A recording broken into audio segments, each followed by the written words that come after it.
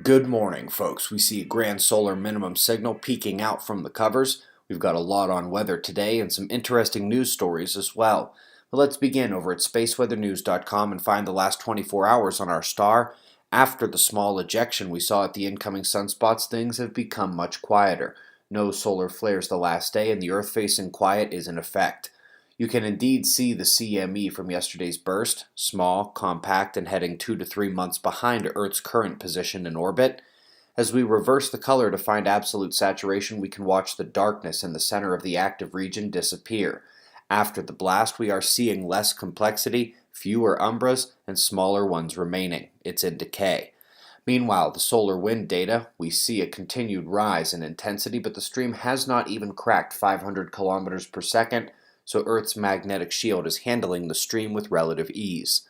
We can see that the Earth-facing coronal holes are somewhat confined north and south, while behind that sunspot incoming from the left we do see the next coronal hole incoming as well.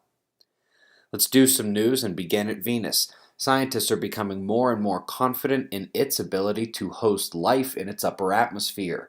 Like a microbe cloud city, they say that Venus had a wetter history than Mars before it began blazing, but that at high altitude it could still support life. Yesterday we covered the deadly hailstorm at the northern Indian borders with Bhutan and Nepal. Today we report a similarly deadly hail event in the subcontinent. This one killed at least 4 people. Up next, Weather Channel with the April and longer spring outlooks released last night. They paint a very cold picture to the start of the season with the exception of the southwest states. And when we look a bit further ahead in the April through June forecast, we can see that the April effects are lingering in the outlook. Light blue actually did not change map to map.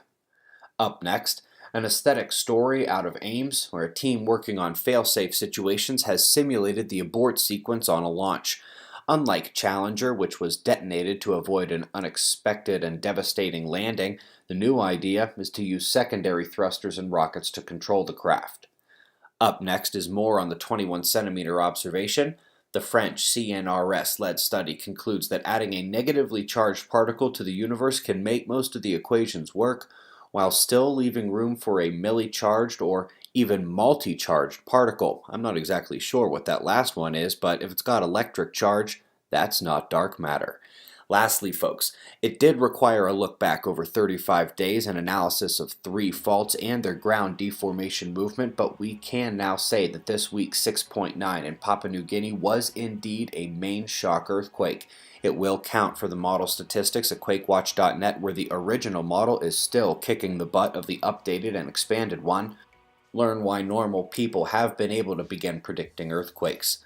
We greatly appreciate your support. If you missed last night's video on Level 7 volcano threats, it is a must-watch on how the numbers in the paper paint a scarier future than the actual conclusion. We'll be monitoring the decaying sunspot today to make sure she's on her way to sleep. We've got wind maps and shots of our star to close. We'll do this all again tomorrow, right here, but right now it's 4:45 a.m. in the new Valley of the Sun. Eyes open, no fear. Be safe, everyone.